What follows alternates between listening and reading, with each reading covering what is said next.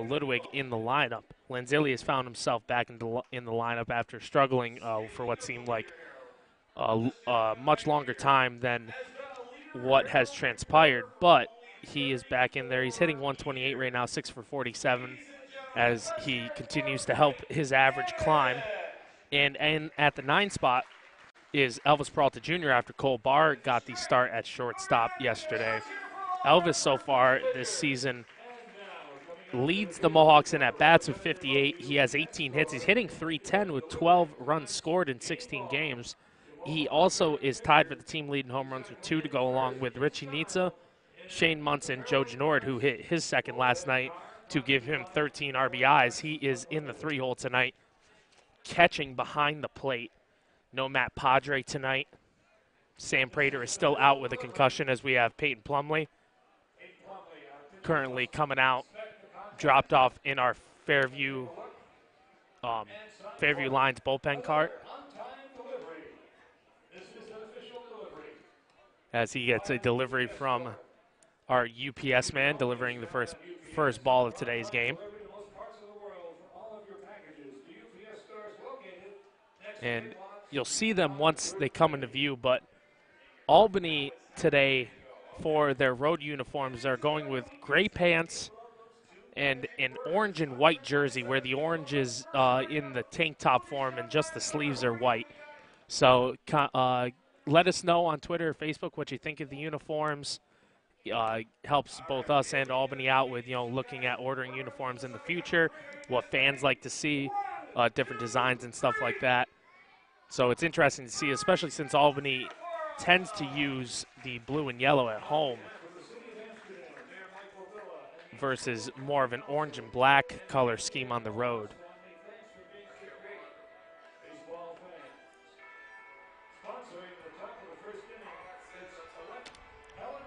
As a slight breeze is picked up here at Shuttleworth, but we still expect a pretty hot night here. No rain, luckily.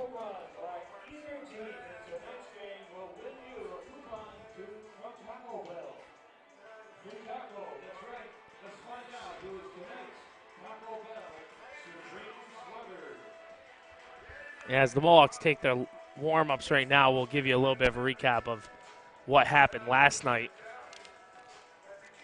First, for the Mohawks, they took a 5-0 win over the Glens Falls Dragons, in which Zach Durant started out of Herkimer. Zach pitched 5 innings of scoreless 2-hit ball. He walked 3 and he struck out 4. And then coming in to finish the game out were 2 Seton Hall teammates in Blake Espinal and Ryan McLinsky. Both pitched 2 innings of scoreless ball to add on to the shutout that Durant had started, and McLinsky ended up picking up the in that game, giving him 2 on the year, and he has thrown 10 innings of scoreless ball for the Mohawks. He can't qualify on the league leaderboard because you have to throw at least 80% of the innings per game. So you multiply the amount of games played for the team by 0.8, and that's how many innings at least you have to have. So you would need around 16 or so. So that right now, with him still at 10, he has a little bit of work to do. But the first pitch into Griffin Herrera is fouled back out of play, and we are underway here at Shuttleworth. Herrera, who is a returner for the Dutchmen from last year's squad,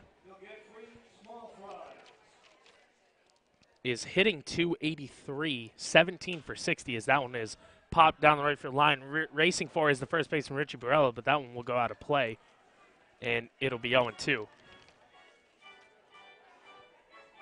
Herrera also has 10 runs scored. He's hit 4 doubles, which is good for second on the team, and he has 7 RBIs to go with 10 walks.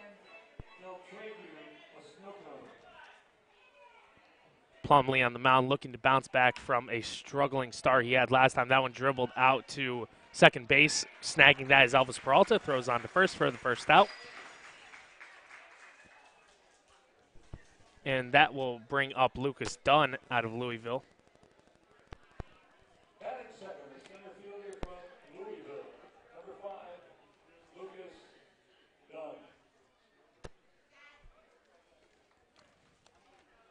The players that the University of Louisville sent to Albany this year have done rather well. Lucas Dunn is hitting 279, 12 for 43 with 11 runs scored. He has a double and a triple as he takes that first pitch for a strike, 0-1. And he has 8 RBIs to go with 8 walks.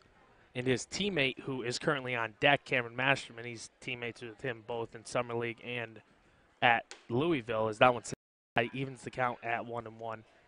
Masterman is hitting 333 with only 1 extra base hit, but 11 RBIs, which is tied for the team lead. And the 1-1 from Plumlee misses inside. He's behind 2-1 here to Dunn. Mohawks infield today from third base to face goes Ben Rhodes, Elvis Peralta Jr., Richie Nitza, and Richie Barella. As that one sits high, makes it 3-1. And, of course, behind the plate now is Joe Genord, who has played more games at first base in 2018, but he shared time both at catcher and first base in his 2016 season here at Shuttleworth Park. As that one is fouled inside out down the right field line, hooks out of play, and it will make the count full.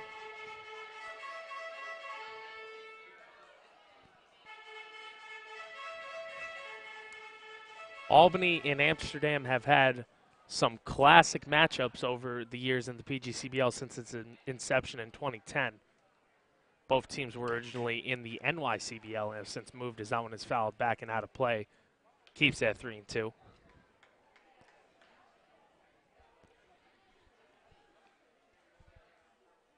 Also, folks, what you think of our new setup. We have now a scoreboard in the right corner of our broadcast here, and we've done some stuff with a new webcam and have tried to improve on the quality of our broadcast as Peyton Plumlee steps off and gets another sign. But if you have any suggestions, want to give us any pointers, let us know. Comment on here. You can direct message us on Twitter or on Facebook too, as that one misses inside and Lucas Dunn is on with a 1-out walk. And that will bring up Cameron Masterman.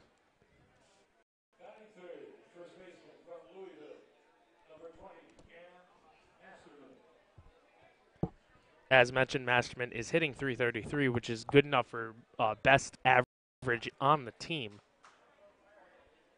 22 for 66. Dunn taking a nice lead from first. Plumlee goes home, and that one is fouled off the plate and will trickle foul behind the backstop.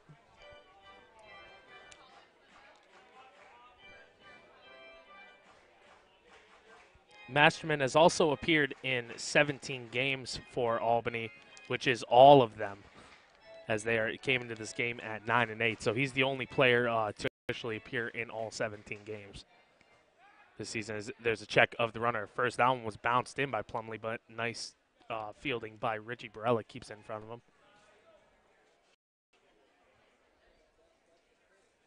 As Lucas Dunn this season has 2 stolen bases, but he's been caught 4 times officially, so 2 for 6, only a 33% clip there. That one misses inside, and it's 1-1. Albany has always been rather aggressive on the base paths. They try to get a lot of their at-bats of scoring position from that.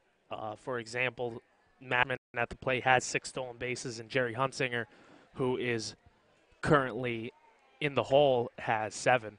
As that one catches the outside corner for a strike, and Plumlee's ahead 1-2.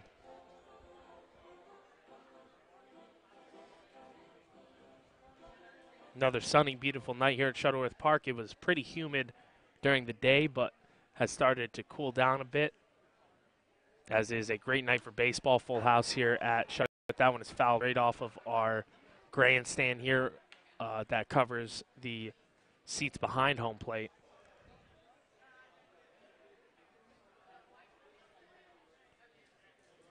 And it's 1-2 still here to Masterman. On deck is Ubaldo Lopez.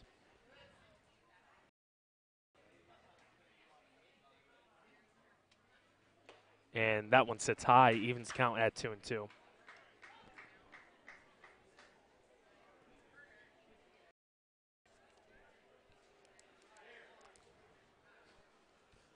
In the outfield for the Mohawks today, from left to right, is Chris Lanzilli in left, Jake Hammond in center, and Michael Ludwig in right. So 2 Wake Forest products. And as mentioned, Mike Antico out of St. John's gets the night off from center field as that one is punched inside out to second base. Needs has to go to first since it was so slowly rolled. And that will be the second out as Dunn scampers down to second.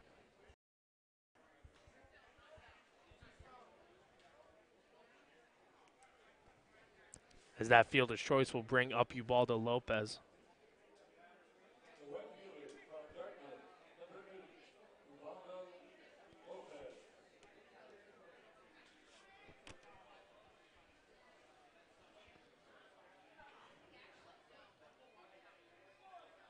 And the first pitch in from Plumlee.